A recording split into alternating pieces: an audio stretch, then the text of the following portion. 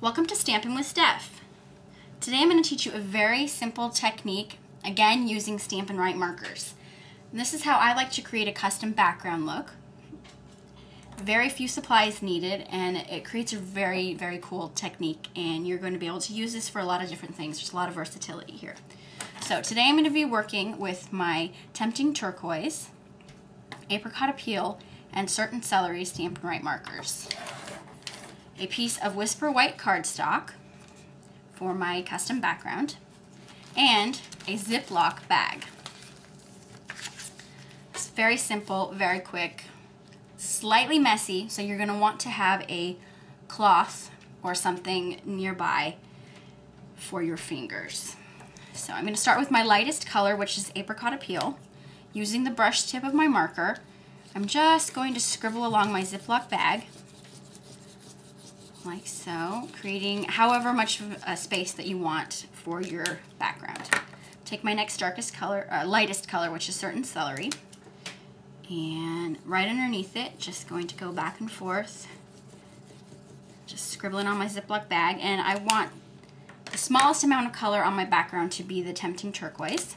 So I'm just going to run it along the bottom, not too much, and I don't know how well you can see this, but it just sort of beads up on the Ziploc bag. Kind of creates, it looks almost like water drops. I'm going to take my piece of Whisper White. Now this is very important. Once you put this down, you're not going to want to move it around or it's going to smear.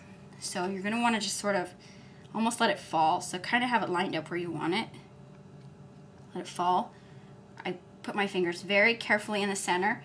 Then I'm just going to take two fingers and rub them down the back side, and be careful that you don't go all the way to the edge because you will get smears on your finger. And not letting the cardstock move, I'm just very gently rubbing so I can get that ink on my cardstock. And when I think I have enough coverage, I'm going to very gently, with my fingernail, take the corners and lift straight up. And it creates a beautiful custom background. As you can see, I didn't quite rub the edges of this enough, but it doesn't really matter. It still creates a great custom background. There are so many different things that you can do with this particular technique, and I'll show you a card using it. I created this card for a class that I just taught using Stampin Write markers. So cute, can very easily incorporate any colors that you want. But with this particular technique using the Ziploc bag and the ink, you can very easily stamp an image onto your background paper, here my scratch paper, and then I could go over my stamped image with the marker and then put my paper down, and it would create the same image, but it would have a slight bleeding effect, and this just has so many possibilities. So I hope that you'll pull out your markers and explore and see what kind of fun things you can create, and do feel free to share on my blog, stampingwithsteph.com.